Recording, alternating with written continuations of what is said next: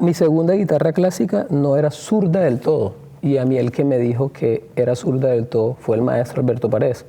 ¿Por qué? Porque dentro de la tapa frontal hay una especie como de veticas y esas vetas se hacen con respecto al calibre de las cuerdas, sean los bajos o sean los agudos. Entonces cuando yo le mostré la guitarra que yo tenía, yo le dije, no maestro, eso es una guitarra zurda. Y él me mira así como queriéndome decir, no, esa guitarra no es zurda.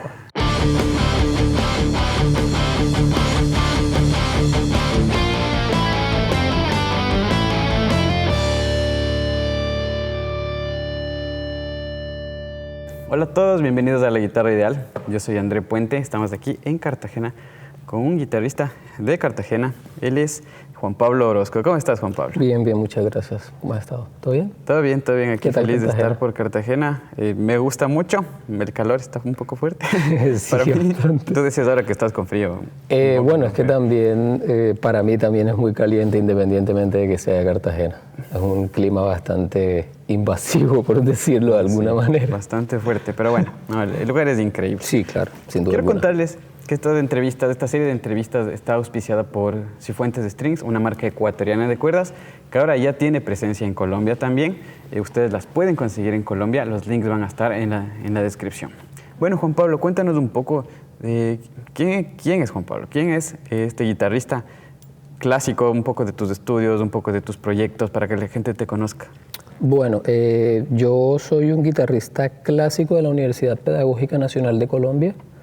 Estudié con el maestro Edwin Guevara Gutiérrez, fue con quien me titulé en la universidad, pero en principio desde muy joven pues comencé más que todo tocando rock.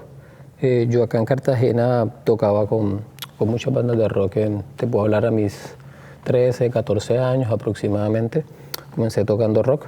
Luego, digamos, por cosas de la vida conocí la guitarra clásica, si bien Cartagena, digamos, no se puede catalogar como una ciudad donde la música clásica sea un fuerte.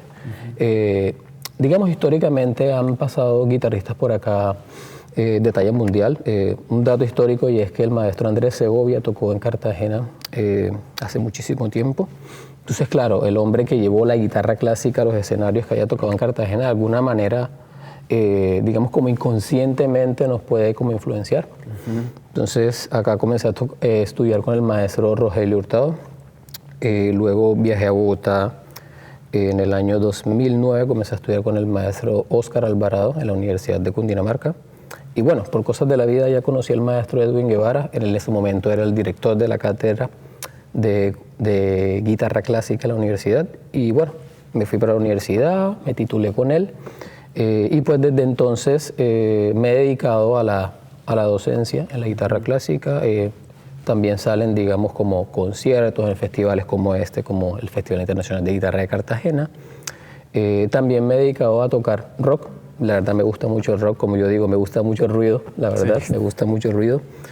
Tuve acá una banda de rock alternativo, toqué con una banda de metal, fui bajista de una banda de punk rock también por acá. Digamos, es como muy variado mi quehacer con el tema de la guitarra, ¿sí? Bueno, ¿qué más te puedo decir? En este momento soy profesor de guitarra clásica, de guitarra eléctrica, básicamente de cuerdas pulsadas, con el respeto digamos, de las cuerdas pulsadas como el tiple y la bandola. Más bien me dedico a enseñar guitarra eléctrica, guitarra clásica y bajo eléctrico en el Conservatorio del Gimnasio de Los Pinos. Además de eso, dirijo un festival internacional de guitarra en la Escuela de Formación Musical Carsarpegio. Este año tenemos la 6ª edición. Y bueno, eso es como un resumen de lo que he hecho con mi carrera hasta el día de hoy. Para conocerte un poquito mejor. Bueno, cuando empezamos la entrevista puse la cámara por allá, pero después tuve que cambiarla acá porque eres zurdo. Sí. Y quiero preguntarte eso, porque me escriben mucho, o personas lo dejan en los comentarios, yo soy zurdo y no sé cómo empezar a aprender. ¿Cuál es tu recomendación? ¿Comprar una guitarra para zurdo o cambiar el orden de las cuerdas? Pues yo aquí de pronto voy a ser un poco anti-zurdo, de alguna manera, porque el mundo está hecho para los derechos. O sea, el mundo no está hecho para los zurdos. Yo comencé a tocar guitarra solo. Por eso fue que de alguna manera yo abordé el instrumento de esta manera y no lo abordé hacia acá. ¿Sí?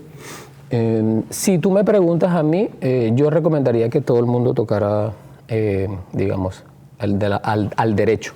O ¿sí? sea, empezar... no siendo zurdo, o sea, si eres zurdo, yo personalmente digo, no, agarra la guitarra. Hay personas que simplemente no le funciona, simplemente no le funciona. Entonces, bueno, si no te funciona, pues vale, toca la guitarra a lo zurdo. Pero si tú ves que de alguna manera tu cerebro está como en la capacidad de percibirte tocando con la derecha, hazlo. Incluso, digamos, como que a manera técnica, tener, digamos, como acá la pulsación de alguna manera te da mucha más agilidad en esta mano. Los guitarristas derechos pues les dicen como que la mano izquierda me cuesta. La mano izquierda les cuesta porque no son zurdos, ¿sí? Entonces si tú eres un derecho, tú eres un zurdo que toca lo derecho, vas a tener ya, digamos, como un poco algo ganado, que es, digamos, el dominio de tu mano izquierda. Yo me acuerdo que yo hace muchísimos años tuve una clase magistral con el maestro José Antonio Escobar, de Chile. Y la primera pregunta que él me hizo fue precisamente esa. Me dijo, ¿por qué tocas a lo zurdo y por qué no tocaste a lo derecho? Yo le dije, no, maestro, es que yo comencé a tocar solo y pues yo mismo le cambié las cuerdas, hice todo el, digamos, como todo el deber de cambiar las cuerdas. A mí nadie me guió y me dijo, stop, no toques como zurdo, sino toca como derecho. Entonces él me explicó también un poco esto. Y yo viendo, José Antonio Escobar es zurdo, o sea, zurdo de nacimiento, escribe, etc. Y uno le ve la mano izquierda precisamente a José Antonio Escobar, es un dominio, una cosa impresionante. Entonces que capaz los guitarristas zurdos que aborden la guitarra como diestro, como derecho, van a ver muchos beneficios. Pero hay gente que simplemente no puede como simplemente tocar con la mano hacia la derecha siendo zurdo. ¿Sí? Pero incluso hay guitarristas que son derechos que ellos pueden tocar guitarras con doble mástil o cosas sí, de exactamente. ese tipo. Yo creo que la habilidad se puede desarrollar. Sí, claro, total. Incluso, o sea, si tú me preguntas a mí, por ejemplo, yo a veces toco batería, a mí me gusta mucho tocar batería. Yo toco batería como derecho. O sea, yo no toco la batería así.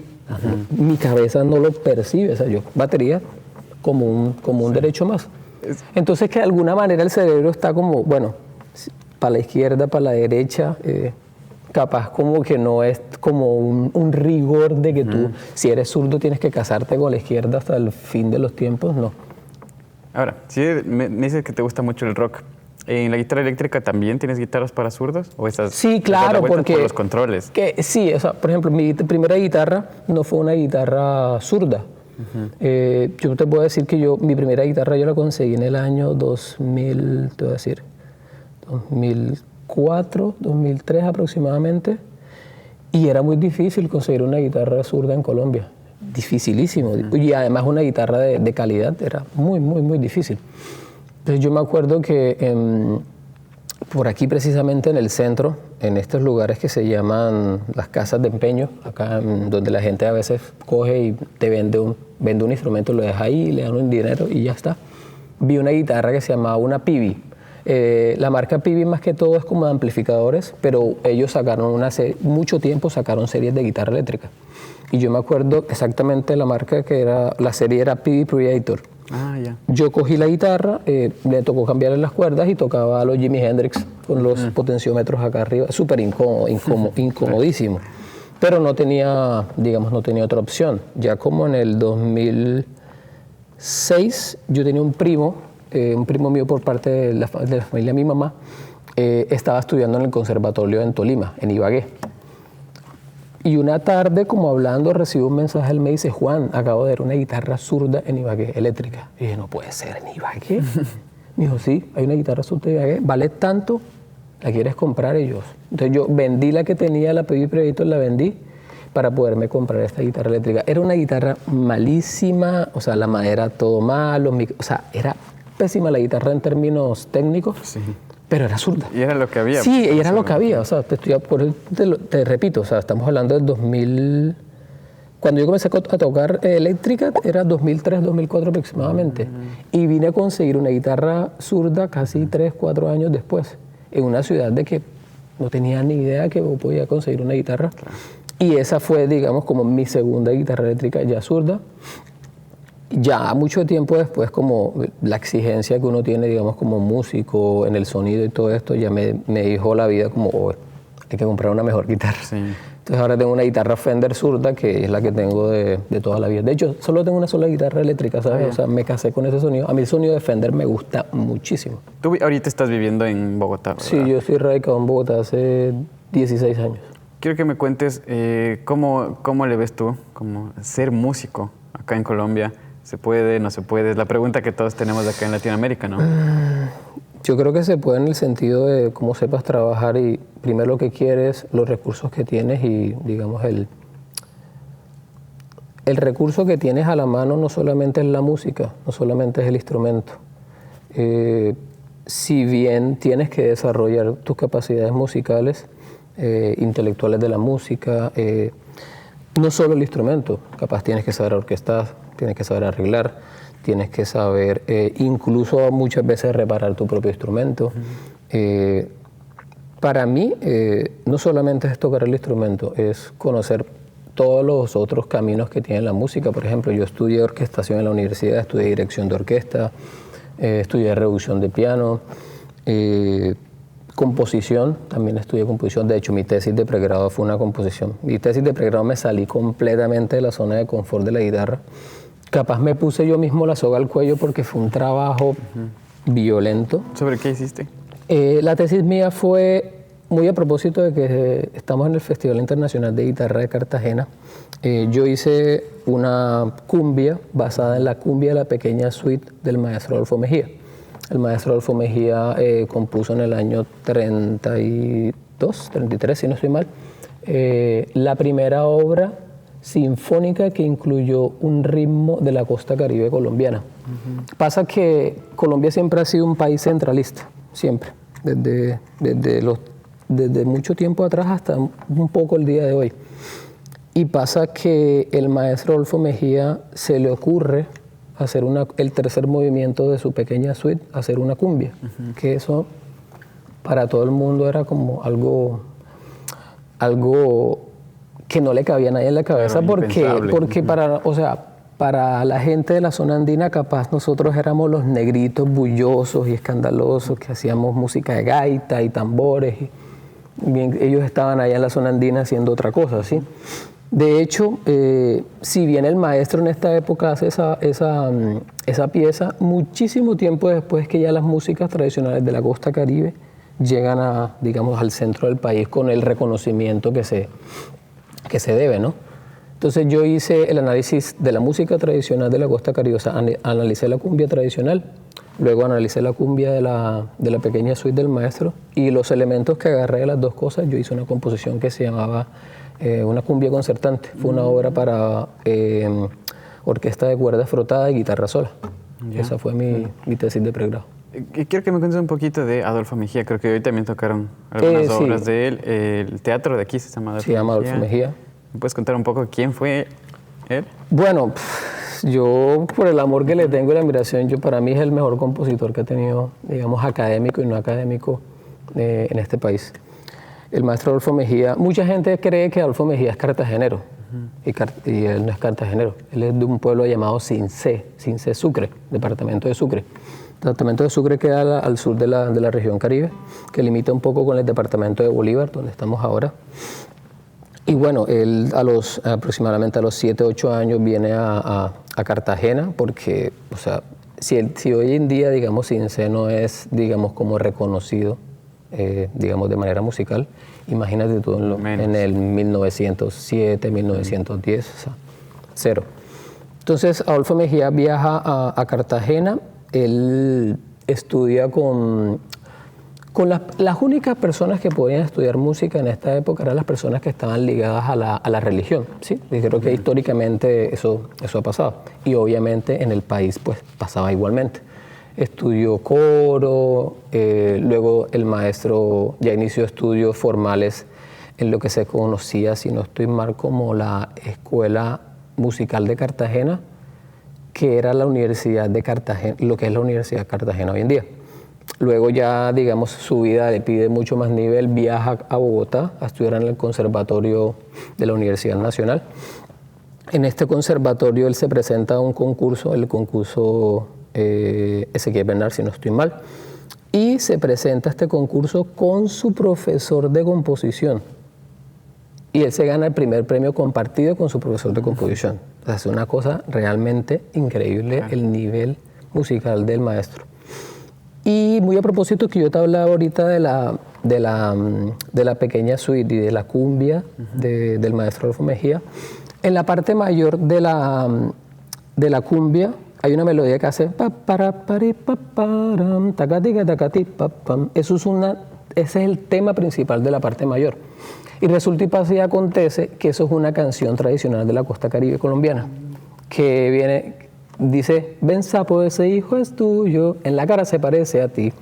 Y eso hace referencia a los blancos españoles que tenían, digamos, relaciones con las negras africanas, y obviamente nacía un hijo negrito.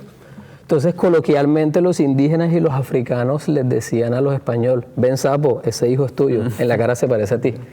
Entonces es bien interesante, porque lo que te hablaba ahorita no es solamente tocar en un instrumento, es conocer de dónde vienes, es conocer la tradición, y es ir más allá de la música más allá del instrumento. El hombre le metió un discurso o un mensaje claro de dónde venía él. Y créeme que mucha gente en esa época desconocía totalmente de dónde venía como esa melodía, por ejemplo. Muy interesante cómo hay esta división. Una cosa es interpretar el instrumento. Y la otra cosa es todo el trasfondo que hay, ¿no? Por ejemplo, ahora que me cuentas esta historia, que el concepto que quiere poner uno, que a veces no sabes ni cómo expresar en palabras, pero está ahí siempre. Bueno, que nos desviamos un poquito, pero vamos a hablar de la guitarra. Cuéntame, ¿qué guitarra es la que tienes aquí? Bueno, esta es una guitarra Alberto Paredes. Alberto Paredes es uno de los luthieres colombianos, digamos, como de mucha más trayectoria, capaz sería un poco loco decirlo, pero sin duda es como uno de los papás de la lutería en Colombia. Ayer, en el jueves que tuve concierto en el Adolfo Mejía, tuve la fortuna de que estuviera ahí. Obviamente le escribí cuando venía a tocar, yo, maestro, voy a tocar en el Adolfo Mejía, quiero que me escuche.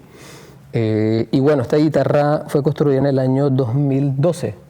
Esto es una guitarra yo la catalogo como estudio concierto, porque si bien, digamos, el tiro y muchas de las maderas de los aros y el fondo eran entre comillas de estudio, la tapa es distinta, los clavijeros son distintos y parte del mástil es distinto. O sea, fue como un mix ahí todo raro que hizo el maestro como para darme, digamos, las características que yo quería, digamos, en el instrumento. ¿Fue hecha a pedido tuyo? Sí, yo la mandé a hacer con las maderas que quería, con el tiro que quería.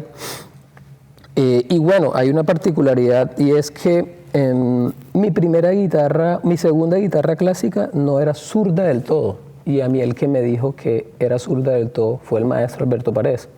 ¿Por qué?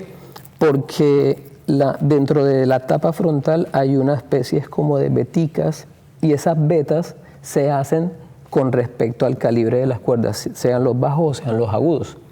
Entonces, cuando yo le mostré la guitarra que yo tenía, yo le dije, no, maestro, eso es una guitarra zurda. Y él me mira así como queriéndome decir, no, esa guitarra no es zurda, Juan. Y me dice, mira, Juan, vamos a hacer una cosa. Tú vas a escuchar el armónico. Entonces él lo que hizo es tocar un armónico. Me acuerdo que tocó este armónico. Entonces cuando yo puse, me dijo, pon la oreja y escucha para dónde sale el armónico. Entonces yo ahí supe que cuando la guitarra, él tocó el armónico, ¿cómo decirte? O sea, el armónico no salía así directo, sino salía hacia un lado. Y yo quedé como, maestro, ¿pero qué pasa? Me dije, no, lo que pasa es que tiene que ser, digamos, las vetas de acá tienen que ir acá y las de acá tienen que ir acá. Y yo quedé, oh, Colombia, qué locura. Entonces él me comenzó a explicar, me mostró los diseños que él tenía, me dijo, mira, si tu guitarra es zurda, entonces esto va a ir acá y esto va acá por esto y lo otro. Entonces es bien particular porque hay muchas personas, yo fui una de estas personas que engañaron, o sea, el luthier de mi antigua guitarra, que por respeto no voy a decir el nombre, él me dijo que la guitarra es zurda, pero no era cierto. Entonces esas son las particularidades que yo hasta antes de conocer a Alberto Paredes no conocía. Gracias a él fue que yo conocí todas estas particularidades de las guitarras zurdas. Entonces yo le digo a los amigos que van a comprar una guitarra acústica, clásica, tengan en cuenta estas cosas, porque creería que a más de uno en el mundo nos habrán engañado, me incluyo, con el tema de una construcción. Tienen que asesorarse bien. Exactamente. Cuando vayan a comprar.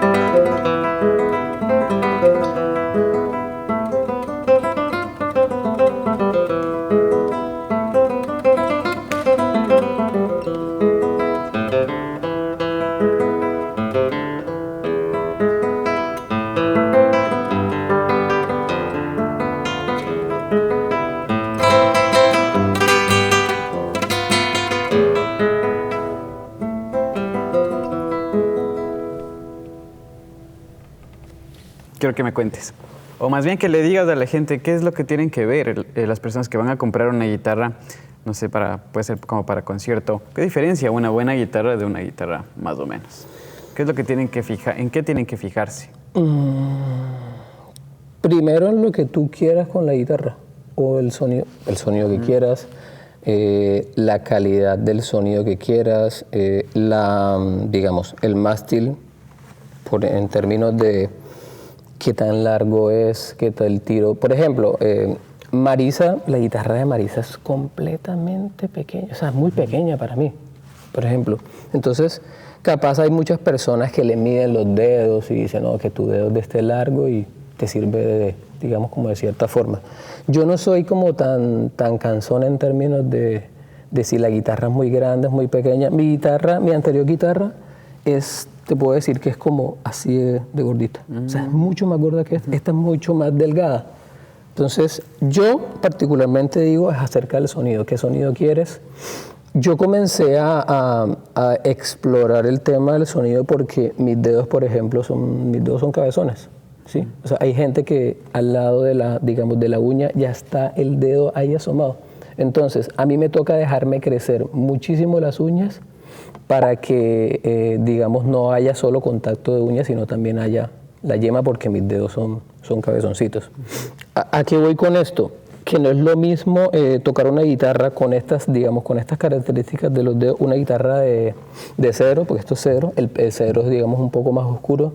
Entonces yo dije, bueno, me toca dejarme crecer mucho las uñas, eso va a hacer que mi guitarra o mi sonido sea brillante. Entonces yo trato de compensar eso con el sonido del cedro, ¿sí? Claro, el sonido, digamos, brillante o agudo, eso depende de la inclinación que tú tengas en la mano o cómo utilices tu mano derecha, en mi caso la mano izquierda.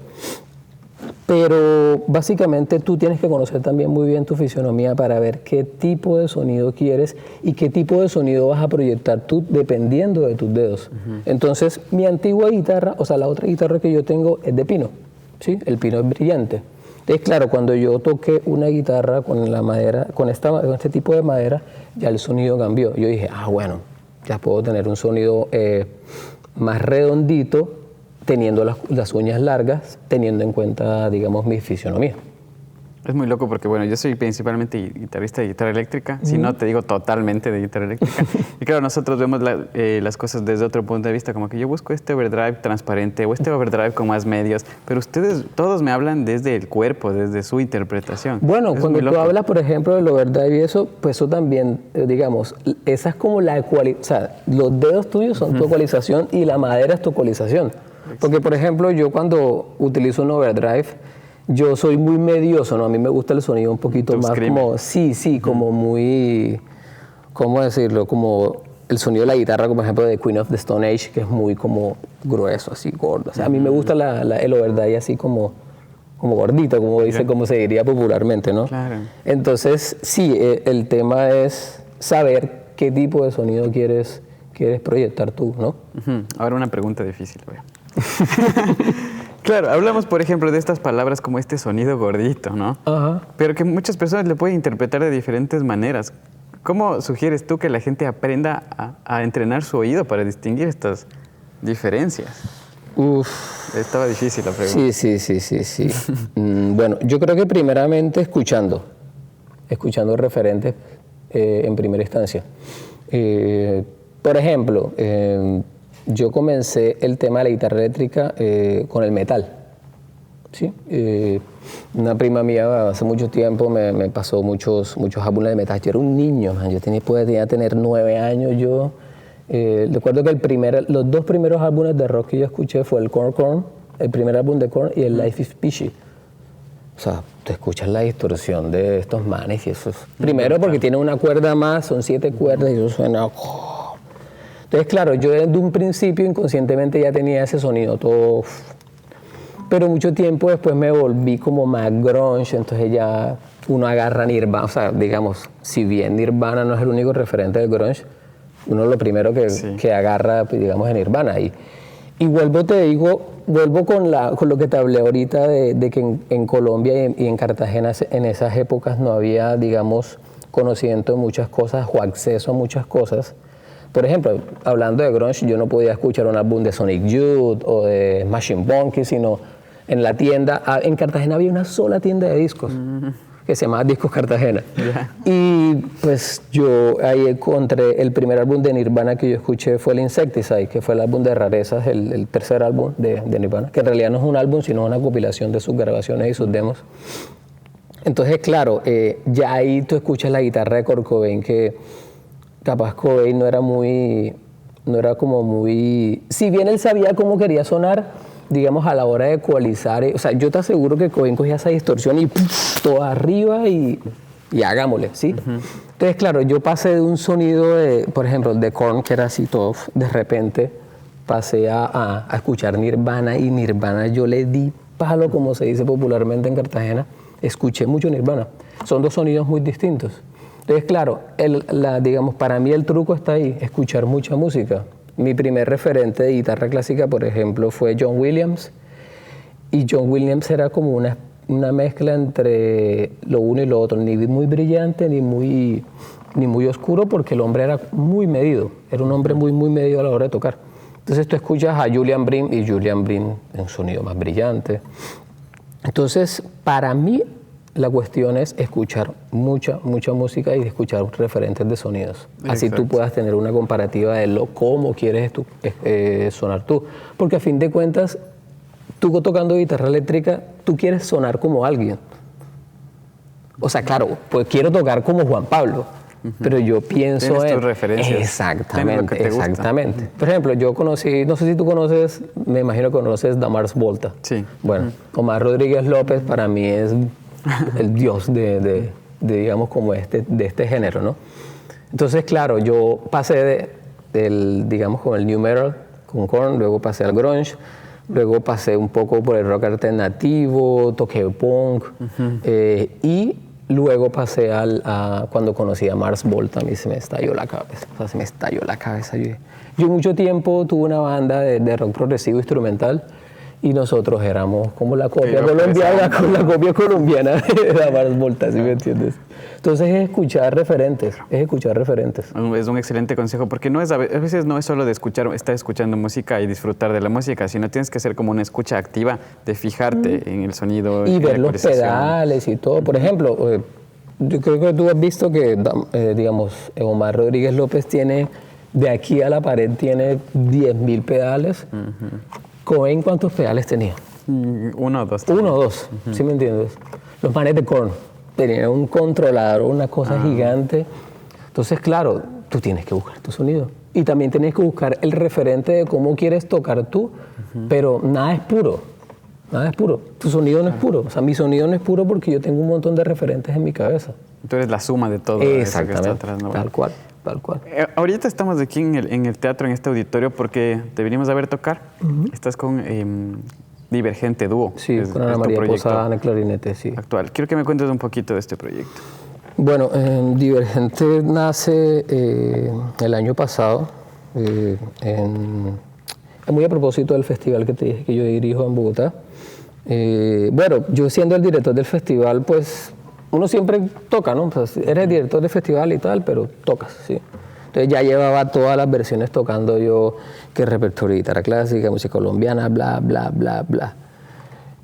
Y por cosas de la vida, me acuerdo que yo, el año pasado, yo quería hacer algo distinto. Por cosas de la vida me me topo con que Ana María, yo conocí a Ana María, digamos, hace mucho tiempo por redes, medio nos hablábamos, pero como nada de conversaciones profundas, ¿no? Como que, hey, qué bacano tocas, ¿cómo estás? Etc. Comenzamos a hablar otra vez por la foto de un amigo publicó una foto y yo vi a Ana María y yo, ¿qué es la vida de esta mujer? Comenzamos a hablar, ¿verdad? Y yo le dije, Ana, mira, yo tengo un festival en Bogotá acá, mira, quiero hacer algo distinto, no sé qué. Yo le dije, toquemos, hagamos algo. Listo, ¿qué vamos a tocar? Nos pusimos la vara alta, como se dice popularmente, y nos mandamos con la historia del tango. O sea, fue la verdad un reto, porque además Ana María no vive en Bogotá, ella vive en Medellín. Entonces Ana María viajó a Bogotá, nos vimos una vez, comenzamos a ver la obra, luego yo viajé a Medellín, la seguimos trabajando allá, etc. Y tocamos en el festival. Y hubo una conexión muy, muy bacana, mucho más allá de la música. Yo pienso que, sí, bacano que tú puedas tocar con músicos increíbles, pero yo creo que la parte humana y la parte de divertirte con una persona es muy importante a la hora de tocar, ¿no? Es una química que hay. Sí, claro, total, lo que se llama la sinergia, ¿no? Y bueno, la cosa funcionó mucho, mucho, mucho, y desde entonces estamos tocando. En realidad hemos tocado muy poco, entre comillas, ¿no? Porque puedo decir que antes del festival hemos tocado 3 veces, una cosa así, y no hemos cumplido el año. Nosotros ahorita en noviembre cumplimos 1 año de estar tocando. Qué locura. Entonces, Claro, tal vez no han tocado tanto, pero tampoco es tanto el tiempo de vida, pero ya han estado en festivales. Sí, imagínate. claro, yo he estado tocando, Ana María también tiene su recorrido musical, entonces, independientemente de que no estemos juntos en la misma ciudad, cada uno tiene sus procesos en paralelo y eso hace que esos procesos enriquezcan el trabajo que estamos haciendo en el dúo ahora. Buenísimo, ¿te parece si les escuchamos un poquito? Sí, claro que sí.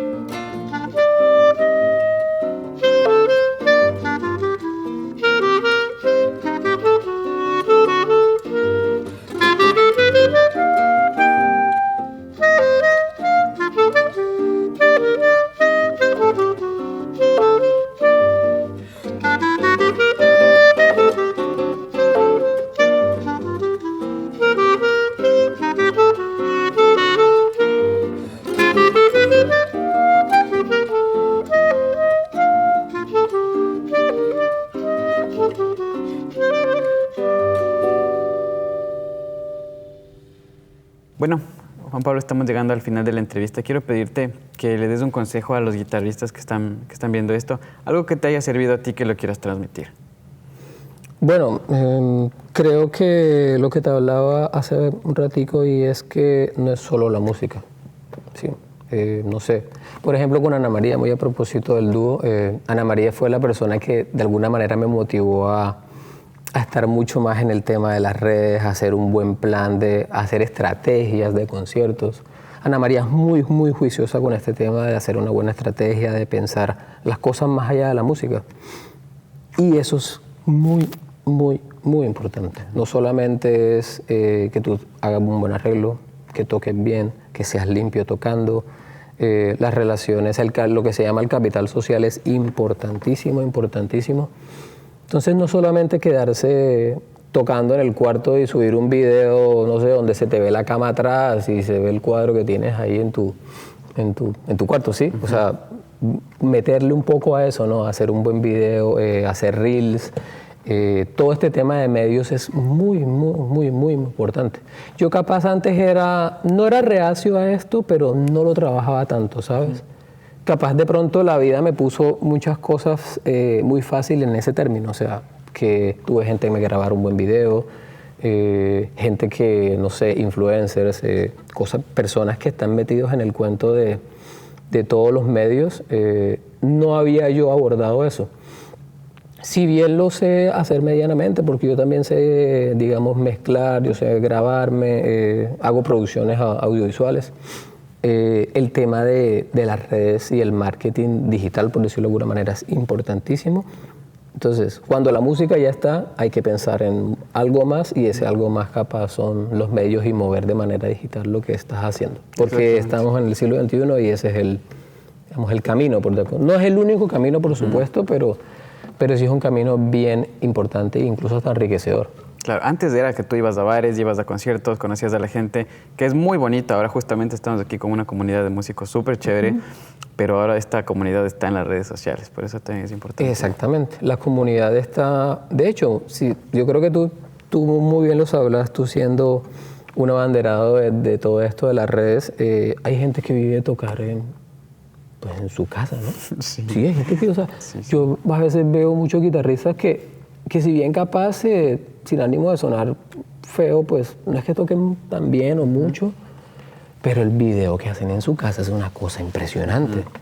Y tú los ves y tienes 50,000, 100,000 seguidores y tú dices, o sea, hay mucha gente que rehace eso y dice, pero es que no toca nada. Papito, sí, pero es que él hace lo que capaz tú no haces y es meterle un poco a... O sea, tampoco te vas a ir al extremo, ¿no? Que solamente vas a meterle a un buen spot y una buena grabación, sino que también hay que tocar. Obviamente, pero creo que es el requisito. Sí, es un requisito. El requisito es tocar bien, hacer las cosas bien musicalmente. Ahora bien, no solo es eso. Entonces yo recomendaría que hay que meterle a la parte... Y es importante saberse grabar, saber editar un audio, saber editar un video. Sí, eso es importantísimo. Sí, son habilidades y herramientas que ahora son muy sí, importantes. Creo que incluso podrías decir que son impajaritables, ¿no? Tú debes saber grabarte. Porque ¿cómo vas a saber tú cómo quieres grabarte en un estudio de grabación si tú nunca te has grabado? Sí. ¿Sí me entiendes? O sea, desde dónde colocas el micrófono, desde dónde colocas el micrófono, qué micrófono quieres, qué acústica quieres, si vas a grabar aquí en una sala o vas a grabar en un estudio o vas a adecuar el cuarto de tu casa para grabar. Eso es importantísimo. Y tú puedes tocar como los dioses, pero si tienes una mala grabación no vas a tocar no vas a sonar como los dioses porque no te supiste grabar. Tú llegaste y tocaste, pero tú no le dijiste al de la grabación, ven, quiero este micrófono, colócamelo aquí, ahora quiero que me edites de esta manera, panéalo acá, quiero que, no sé, si estás tocando con una banda, quiero que la guitarra salga por acá, el bajo por acá, etc.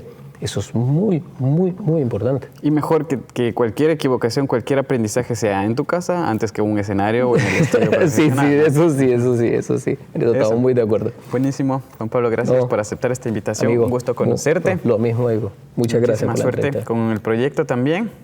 Y bueno, eso, les cuento que Cifuentes Strings es el auspiciante de toda esta serie de videos. Un agradecimiento para ellos, al Festival de Guitarras de Cartagena también. Si es que les gustó el video, llénenle de likes, compartan con sus amigos y nos vemos la siguiente semana en un nuevo video.